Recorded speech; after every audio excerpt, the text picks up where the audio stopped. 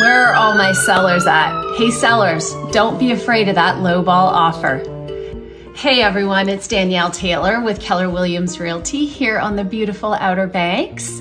And today I wanted to talk about something that sometimes creates a little bit of, let's just say, angst in my sellers. So I understand that selling can be an emotional journey. It can be emotionally charged. It's very stressful for a lot of people, and therefore when a lowball offer hits the market or hits your home, you sometimes, or we as people sometimes react in a way that doesn't bring out the best in us. And I say we because it can also make the agent really frustrated. However, having said that, let me just tell you a few things.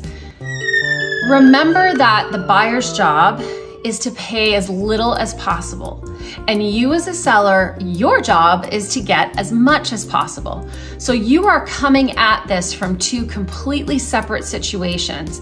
And so therefore, we need to look at it as it's very natural that there will be a discrepancy on what both parties are looking for. In most instances, I find it helps if we reframe the lowball offer terminology into every offer is a starting point and a way to open up a dialogue that will hopefully help us come to a conclusion that works for both sides. So if we think about it instead as a conversation opener, it can really help us drill down and work this opportunity to see if a deal could be had. So I am always, if I'm your advisor or if I'm not, I'm just gonna tell you this, I am always going to tell you to lob that ball back. Leave the door open and create an opportunity for dialogue. Now, how you decide to lob the ball back is going to depend on a few different things. It's going to depend on what kind of market you're in. It's going to depend on your property and its desirability. And it's also going to depend on your negotiation style. So for negotiation style, what I mean by that is some people love the back and forth. It's exciting for them, it's interesting, they love it. Some people hate it.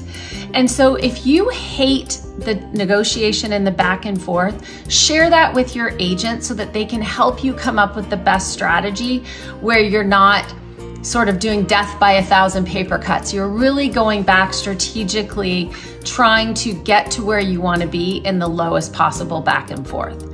If you like the negotiation, you might decide to do smaller negotiation cuts and get there in the end, but just in a different path. So make sure you share your negotiation style and wants with your agent so that they can represent you in the best possible light. I will tell you that this is top of mind, and the reason I'm doing this video is I recently had a seller, and I have a seller, who's received a very low offer, what would be perceived as a very low offer. And surprisingly enough, instead of just flat out rejecting it, he decided to lob that ball back. We're still not there, and I cannot tell you if we will or will not get to an agreement that will work for all, but I will tell you that by just having open dialogue and going back and forth, we have bridged this gap to within a reasonable distance, and there just might be a deal to be had.